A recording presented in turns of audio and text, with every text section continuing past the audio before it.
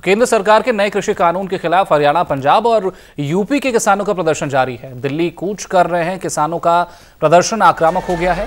यहां किसानों ने बैरिकेडिंग को उखाड़ फेंका, जिसके बाद किसानों पर पानी की बौछार की जा रही है। पानी की बौछार की गई, आंसू गैस के गोले छोड़े गए। दिल्ली गुरुग्राम बॉर्डर पर बड़ी संख्या में पुलिस बल की तैनाती कर दी गई है। तो ये तस्वीरें आप देख रहे हैं, आपसे कुछ देर पहले की ये तस्वीर है। किसान उग्र प्रदर्शन कर रहे थे, जिसके बाद किसानों पर पानी की बौछार की गई, आंसू गैस के गोले भी छोड़े गए। भीड़ को नियंत्रण करने के लिए जो भीड़ थी वो हिंसा करने पर उतारू हो गई थी। बैरिकेडिंग तोड़ दिए गए, बैरिकेडिंग को फेंकने की कोशिश की गई। किसानों की इस भीड़ ने ये कोशिश की। तो दिल्ली में किसानों का महाधरना, तस्वीरों में आप देख सकते हैं किस तरह से किसान पहुंच रहे हैं दिल्ली और दिल्ली की तरफ वो रुख करते दिखाई दे रहे हैं। हालांकि दिल्ली पहुंचते ही उनका जो रुख है वो काफ़ी हिंसक दिखाई दिया, काफ़ी उग्र वो होते दिखाई दिए। तो ये गुरुग्राम की तस्वीर आप देख सकते हैं सीधे तौर पर किस तरह से पूरी रोड ब्लॉक कर दी गई है। पूरी रोड किसानों ने ब्लॉक कर दी है और कहीं ना कहीं वो लगातार प्रदर्शन कर रहे हैं कृषि कानून को लेकर।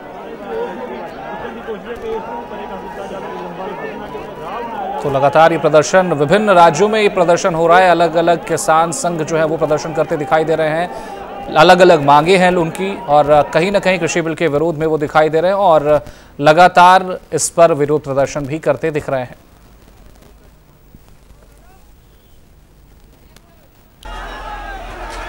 तो ये झड़प आप देख सकते हैं किस तरह से किसान उग्र होते दिखाई दे रहे हैं। पुलिस की तरफ से पानी की बौछार की जा रही है और किसानों की तरफ से पत्थर फेंके जा रहे हैं। किसान भी उग्र होते दिखाई दे रहे हैं, बैरिकेडिंग को तोड़ते, बैरिकेडिंग को धकेलते, धक्का देते हुए दिखाई दे रहे हैं वो। तो इस भीड़ को कंट्रोल में करने के लिए, भीड़ पर नियंत्रण करने के लिए पुलिस की तरफ से पानी की बौछार का प्रयोग किया गया, आंसू गैस के गोले भी छोड़े गए। लेकिन फिलहाल स्थिति अभी क्योंकि आज 26 तारीख है, कई और जगह हम देख रहे हैं कि खबरें आ रही हैं कि किसान जो है वो दिल्ली की तरफ मार्च करना चाहते हैं। लेकिन ऑलरेडी सभी बॉर्डरों पे, जैसा कि आप देख रहे हैं मेरे साउथ ईस्ट डिस्ट्रिक्ट के बॉर्डर पे सभी जगह हमने एक अरेंजमेंट अच्छा लगाया हुआ है। और हम आसपास जो नोएडा और फरीदाबाद के मेरे जो काउंटर पार्ट डीसीपी हैं उनसे मेरी बात चल रही है। हाल फिलहाल कोई गैदरिंग हमारी तरफ नहीं आ रही है यहाँ पे और अरेंजमेंट लगा के हम लोग चेकिंग कर रहे हैं और अगर कोई आता है तो अकॉर्डिंगली हम लोग एक्शन लेंगे। अब क्योंकि दिल्ली में आने की एक इन्फॉर्मेशन है कि दिल्ली में लोग जाना चाहते हैं और वो किसी भी बॉर्डर से आ सकते हैं।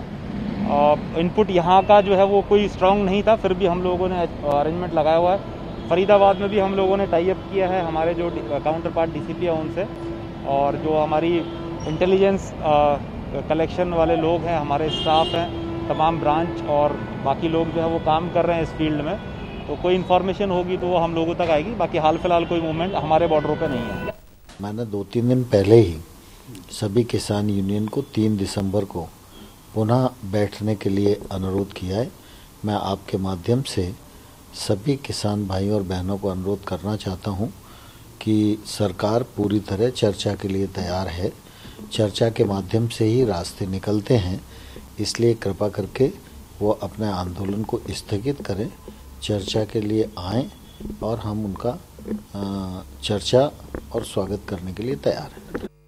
कुछ लोग इस बड़े बदलाव से बेचैन हैं और इस बड़े बदलाव से जो लोग बेचैन हैं वो लोग हैं जो बिचौलियों के साथी संगी हैं।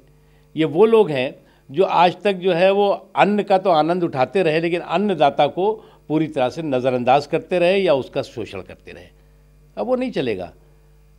जहाँ तक हमारे किसान हैं, हमारे किसान भाइयों की बात है, हर बात को सरकार हमेशा सुनती रही है, सुनने को तैयार रही है। कृषक बिल है, कृषक बिल में पूरी तरह से किसानों के हितों की 100% रक्षा और सुरक्षा की गई है। बिचौलियों और बेईमानों से किसानों और हमारे अन्नदाताओं को मुक्त करने और मुक्ति दिलाने की बात की गई है।